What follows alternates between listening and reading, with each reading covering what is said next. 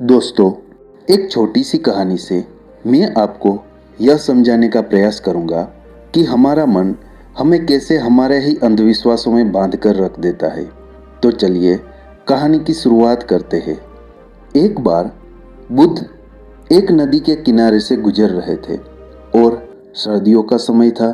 सभी लोग मार्ग पर मोटे मोटे वस्त्र ओढ़कर चल रहे थे। तभी बुद्ध की नज़र एक व्यक्ति पर पड़ती है जो नदी के ठंडे पानी में डुबकी लगा रहा था। बुद्ध उस व्यक्ति को देखकर थोड़ा आश्चर्यचकित होते हैं, क्योंकि वह व्यक्ति कांप भी रहा था और नहा भी रहा था। बुद्ध उस व्यक्ति से इतनी ठंड में नदी में डुबकी लगाने का कारण पूछते हैं। फिर वह व्यक्ति बुद्ध को बताता है कि वह सुबह सुबह नदी में नहा धोकर पूजा के लिए जा रहा था। तभी उसका पैर एक मेंढक पर पड़ गया और उसके कारण वे अपवित्र हो गया, और इसलिए मैं फिर से पवित्र होने के लिए नदी में डुबकी लगा रहा हूँ। बुद्ध उस व्यक्ति की बात सुनकर मुस्कुराते हैं और उससे पूछते हैं, क्या तुम मुझे बता सकते हो कि मेंढक कहाँ रहता है? वह व्यक्ति कहता है, पानी में।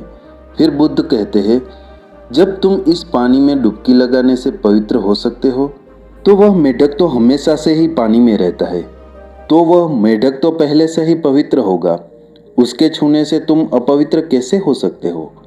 उस व्यक्ति को बुद्ध की बात जचती है और वह पानी से बाहर आ जाता है।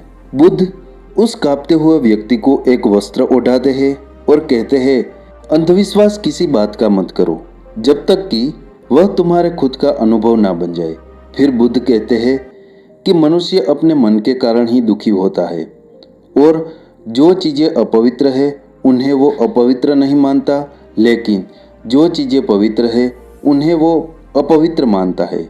जैसे कि लोग नशा करते हैं, व्यभिचार करते हैं और एक दूसरे से घृणा का भाव भी रखते हैं, लेकिन इन्हें वो अपवित्र नहीं मानते। वे मानते हैं कि कोई जीव जो उनके जीवन में कोई भी प्रभाव नहीं डालता वह अपवित्र है। मनुष्य हमेशा अंधविश्वासों में जीता है, जिसके कारण वो पूरे जीवन को अच्छे से जी नहीं पाता। फिर वो व्यक्ति बुद्ध से पूछता है कि सबसे बड़ा अंधविश्वास क्या है? फिर बुद्ध कहते हैं कि मनुष्य का सबसे बड़ा अंधविश्वास यह है कि उसे लगता है कि वह अपने मन के द्वारा ही अपने मन से मुक्त हो जाएगा, यानी अपने मन के द्वारा ही अपने जीवन के सभी दुखों से मुक्त हो जाएगा। तुम अपने चारों तरफ देखो, तुम पाओगे कि हर व्यक्ति अपने ही मन के जाल में उलझा हुआ है। कोई डरा हुआ है तो कोई उम्मीदों में जी रहा है, और किसी को यह लगता है कल सब कुछ ठीक हो जाएगा।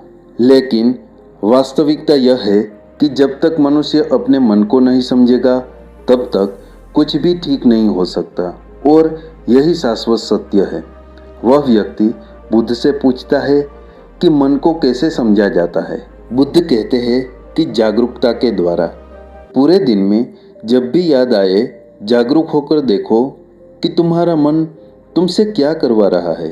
तुम्हारा मन बार बार तुम्हें भुलाने का प्रयास करेगा, लेकिन तुम्हें बार बार प्रयास करते रहना है।